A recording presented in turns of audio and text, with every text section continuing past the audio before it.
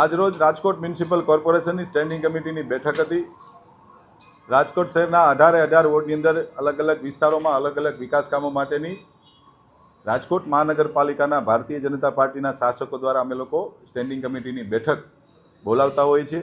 આ સ્ટેન્ડિંગ કમિટીમાં સૌ ભારતીય જનતા પાર્ટીના કોર્પોરેટરશ્રીઓની સાથે ચર્ચા વિમર્શના અંતે આજે સ્ટેન્ડિંગ કમિટીમાં કુલ 66 દરખાસ્તો હતી. આ 66 દરખાસ્તોમાંથી 210 કરોડ 1,52,000 એટલે કે 2 અબજ 10 કરોડ જેવી રકમના ખર્ચે રાજકોટ શહેરના અલગ અલગ વિસ્તારોની અંદર રાજકોટ શહેરના શહેરીજનોને કોઈ મુશ્કેલી ન પડે એના માટેના વિકાસ કામોની આજે કુલ દરખાસ્તો હતી. એમાંથી 210 કરોડની એટલે કે 2 અબજ 10 કરોડની દરખાસ્ત આજે મંજૂર કરી છે. કુલ 66 દરખાસ્તમાંથી 3 દરખાસ્તને વધુ અભ્યાસ અર્થે પેન્ડિંગ રાખવામાં આવી છે. બાકીની તમામ દરખાસ્તોને આજે મંજૂર કરવામાં આવી છે.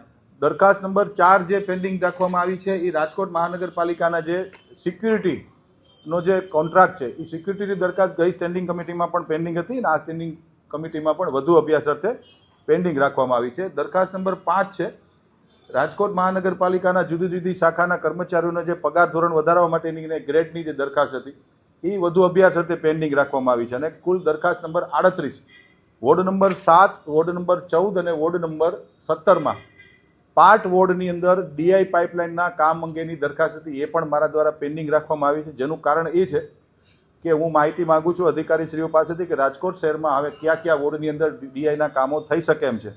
જો એ માહિતી પ્રોપર સમયમાં મને મળી જાય તો માર્ચ પહેલાં રાજ્ય સરકારશ્રી જે અમને ગ્રાન્ટ આપે છે તો એ એક સાથે બધા કામોને અમે મંજૂર કરી લઈએ. એના માટેની દરખાસ્ત અમે પેન્ડિંગ રાખી છે. બાકી તમામ દરખાસ્તો મંજૂર કરવામાં આવી છે. પ્રોજેક્ટ મેનેજમેન્ટ યુનિટમાં વધુ પડતો ખર્ચ હોવાનું કહીને ગયા વખતે એ દરખાસ્તને રદ કરવામાં આવી હતી, આ વખતે મંજૂર કરવામાં આવી. માનનીય મ્યુનિસિપલ કમિશનર શ્રી દ્વારા જે પીએમયુની જે દરખાસ્ત મૂકવામાં આવી હતી સ્ટેન્ડિંગ કમિટીમાં ગહન ચર્ચાના અંતે પાર્ટી સંકલનની અંદર પણ ચર્ચા કરવામાં આવી હતી કે એ જે અધિકારીશ્રીઓની જે ક્વોલિફિકેશન છે, જે ક્વોલિફાઈડ અધિકારીઓ છે, અમદાવાદ, વડોદરા અને સુરતમાં પણ આ દરખાસ્તને મંજૂર કરવામાં આવી છે. રાજકોટ શહેરમાં અલગ અલગ વોર્ડની અંદર અને મોટા જે પ્રોજેક્ટો ચાલે છે એનું મોનિટરિંગ માટેની જે દરખાસ્ત હતી એ પણ યોગ્ય લાગતા સ્ટેન્ડિંગ કમિટીએ મંજૂર કરી છે. ખાસ કરીને લાલપરી તળાવનું જે બ્યુટિફિકેશન કરવામાં આવેલું છે